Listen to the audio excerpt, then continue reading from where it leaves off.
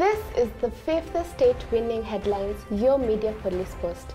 In this segment, we summarize the headlines that you may have missed this morning, but we also take a look at the political pieces that we call cartoons in this country. Today is the 10th of September 2021. I am Miss Pope. I am GK. I am CS. In today's headlines, Daily Nation, massive job losses as economy takes a hit. In the Standard, good, bad, ugly of a pandemic here. Oh, I see a trend there. In the Star, Raila and Kalonzo craft fresh power deal for 2022 top job. And in the People Daily, economy, the worst is behind us, but only if. Bit of a cliffhanger. I think three headlines are dealing with the same theme, and the Star is discussing 2022 politics. Why don't you start us off, GK? What's your submission for today? Okay, yeah, none of the headlines really inspired me, but the closest one was the Star. The Star has piqued my interest, but only not because it is catchy or interesting. On the contrary, I believe that it is very repetitive headline. And so today, I would like to curate my message to all the B and C-level politicians in this country. I do so because their political moves of late have been intriguing, to say the least. From Mudavadi absurdly quoting Waiguru, to the on again, off again, on again, Kalonzo to Raila sentiments, to other politicians like Kionjori hinting that they are open for business. To all these leaders, I have one piece of advice for you, and it is, understand your worth. Each of these politicians are making the intentional decision to avail themselves to leaders that they had openly rejected, as well as threaten those they follow to up the perks. They are what I would call posturing. This is a move that is expected, but I would like to warn these politicians to make these moves with both caution and tact. Let me explain my point using the game of chess. In chess, each piece carries value, but some pieces carry more value than others. For example, you cannot equate the power of a queen to that of a pawn. The queen is 10 times more powerful, but this does not mean the pawn lacks the potential to become powerful. As the saying goes, sometimes a well-placed pawn is stronger than a king. But what does this mean? In strategy, sometimes the strongest pieces are the most vulnerable. And this is where the smaller pieces come in handy. And this is exactly what happens in the game of politics. Politicians of relative insignificance can be heavily rewarded because their small contribution had a large impact. However, when the game is over, the pawn is still a pawn, not the queen. Their impact is useful, but it is also, unfortunately, replaceable. And so, to all those posturing leaders, I would like to remind you that there are many ways to fatten a cow. In chess, there are more than 170 million possible moves that can be made to achieve the same goal. You need to understand your value, but make sure that you do not overvalue your contribution. Wow, interesting. Interesting. Yeah. So I was inspired by the three headlines which spoke about the economic survey that was released yesterday by Treasury Cabinet Secretary Ukuru Yetani. And although the headlines are mostly pessimistic, allow me to weigh in my thoughts on what the survey revealed. The survey reminded us what Hans Rosling asserts in Factfulness. Good book. That things are not as bad as they seem. Rosling extols this maxim because appearances can be fleeting and deceiving. A difficult year for some may in fact not have been a difficult year for all. According to the survey, the real domestic growth was estimated to have contracted by 0.3% due to the disruption caused by COVID-19 pandemic. The global economy, on the other hand, contracted by 4.2%, which means that the global economy contracted 14 times that of Kenya. But had President Uhuru Kenyatta not put in place containment measures and shut down most activities, we would have lost 800,000 lives, or 2,564 lives daily due to the pandemic. So was the 0.3% contraction worth it? I would say definitely yes. What is interesting to note is that despite COVID, Kenya became the 6th largest economy in Africa in 2020. Okay. It also became Sub-Saharan Africa's third largest economy after Nigeria and South Africa. This year, a strong economy recovery is expected, even as the vaccination program gains momentum and service industries recover they resume fully their operations. Okay. What is my point here? Things are not as bad as they seem, and what the headlines would want us to believe. I actually recommend Factfulness, which is a book I think the media should pick up and read this weekend. The survey reminded us that our economy is more resilient than we think, much like the Kenyans that make it work. However, just because we can recover from the coronavirus doesn't mean we can recover from everything. The last major decline, I would like to remind you, in our economy was after the post-election violence, which caused a decline in output of 1.6%, which was what BBI meant to cure. But if we slip back to post-election violence in the next 332 days, the adverse effects on our economy will be much more dire than that of the pandemic. You can take that to the bank. Absolutely. What am I saying here? Even though things may not always be as bad as they seem, this isn't a guarantee. After all, as Abraham Lincoln said, the best way to predict the future is to create it. Absolutely. So, fantastic. My question to you is this. Who would you rather leave the country to come 9th of August 2022? An engineer who is a statesman with robust experience, or a plant scientist whose chickens are more honest than he is? Oh, bringing that fire there. You know, my submissions are in similar vein. In the last several weeks, the Ufukara Daima Alliance, aka UDA, has been given to taking credit for the president's achievements. Mr. Bwana Asifiwe has been saying that UDA has a track record.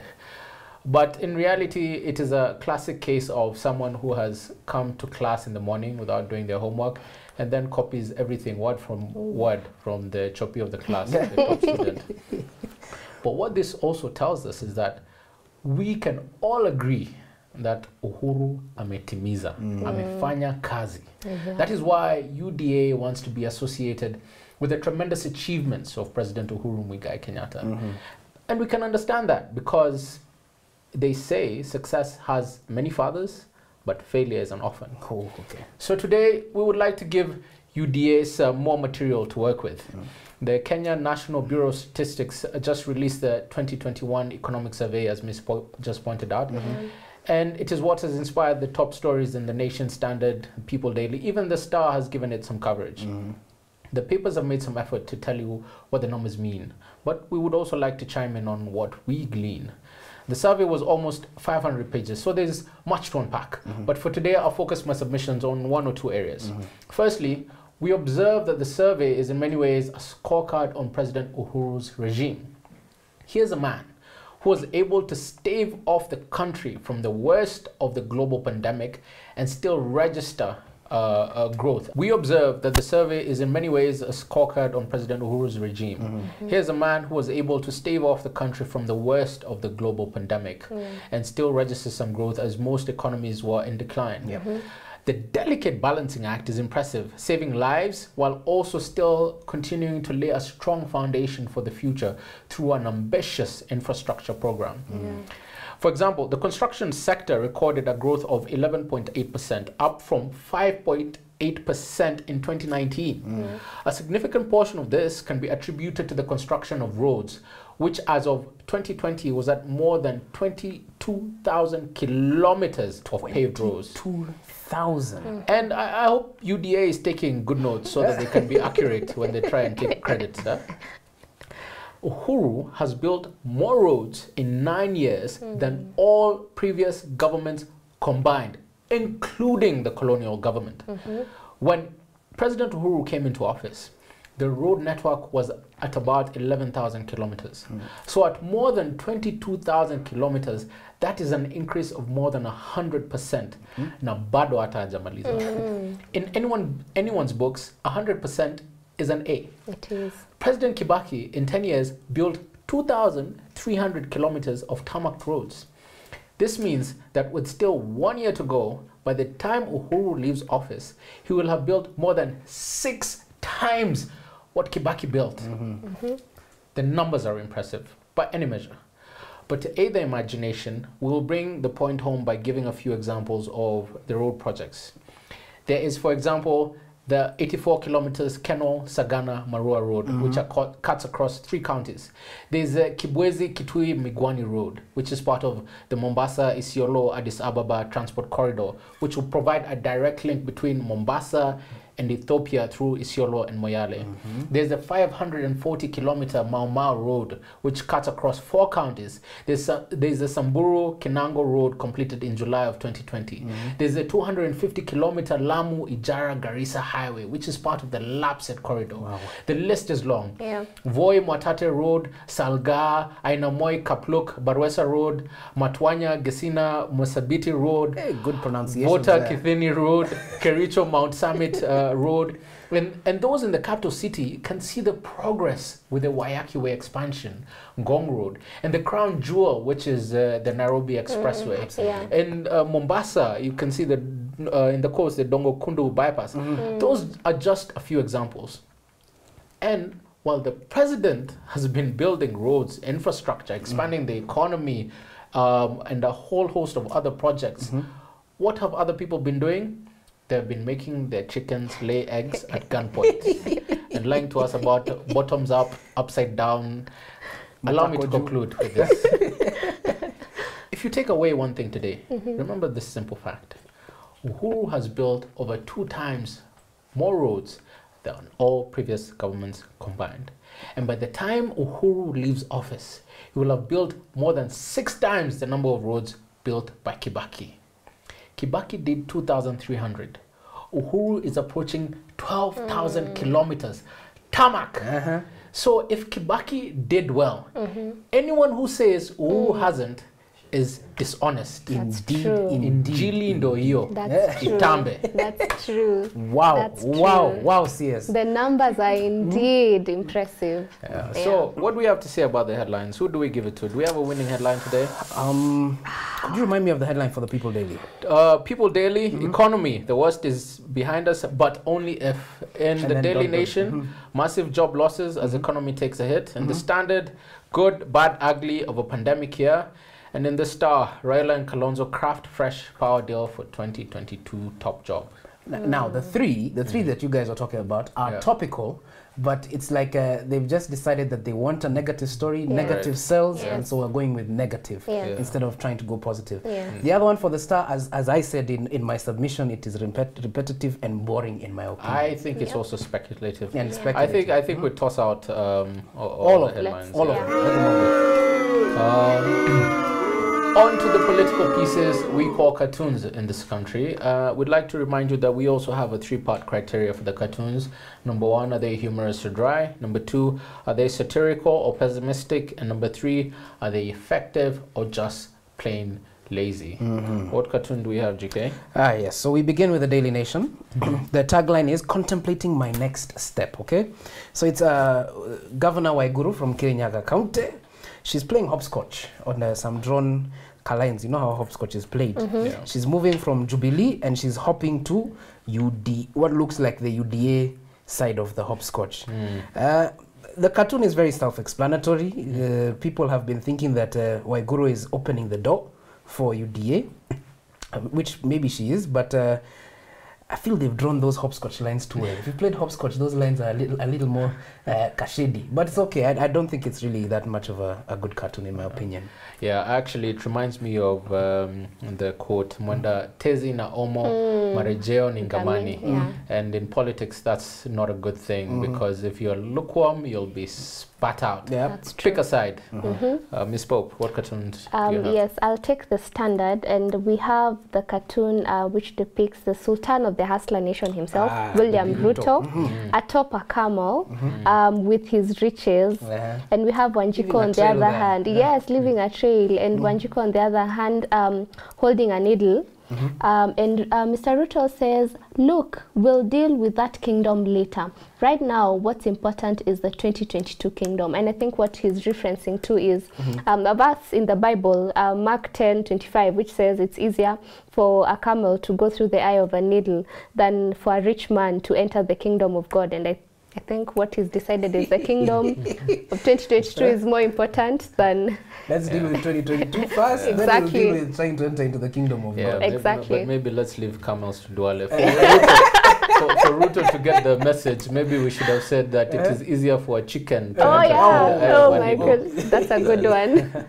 Now, we also have a cartoon here, and it takes us all the way to Laikipia. It's a bit sad. And it's saying that the president has declared drought a national disaster, and you have someone there telling 3 people who are listening, but you have a grave next to it, and from the grave there's a voice that is saying, when is he going to declare tribal politics a national disaster? Now, actually, he has. That's what I was thinking. The president has. Yep. Because that was the whole point of PBI. Exactly. GK, what do you have to say about that? Yeah, I was going to say, if my memory recalls well, I think he did declare tribal politics a disaster. And he tried to offer a solution which some rogue people decided otherwise. And you know, it's unfortunate when people say the Building Bridges initiative is dead. It cannot die. No. BBI is not a document, right? It is a philosophy about advancing how we see ourselves as a people, about inclusivity, about equity, and about justice, and about fair resource allocation. Just because that document has been shot down, those ideas will not die, and they will remain until these issues are resolved. So to the naysayers who are saying BBI is not dead, BBI is not a document. It is much more than a single document. Those ideas are powerful, and there's nothing more powerful than an idea whose time has come. And with respect to Laikipia, it's unfortunate that somebody is politicizing the issue to make it about him and saying that Ruto is telling us that now the 15,000 acres in Laikipia should be given to people, giving directives as if he's not part of government. He's politicizing the issue, unfortunately, and this is part of the problem with our politics. Things that are so sensitive, which we've been trying to solve, are being politicized and are leading to bloodshed. So again, 2 very different visions of leadership that we have. Anyway, what do we give as our winning cartoon? I think People Daily is a very misplaced cartoon.